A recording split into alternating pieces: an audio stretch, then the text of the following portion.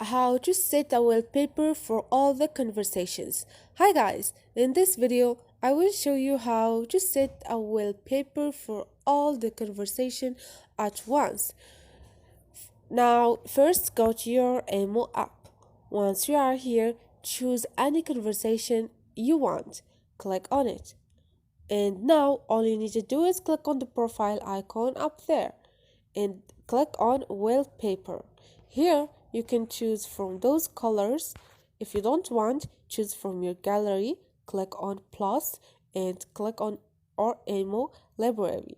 Now choose one of those and all you need to do is once you choose, click on the check icon and they're gonna ask you, is this just for this contact or set for everyone?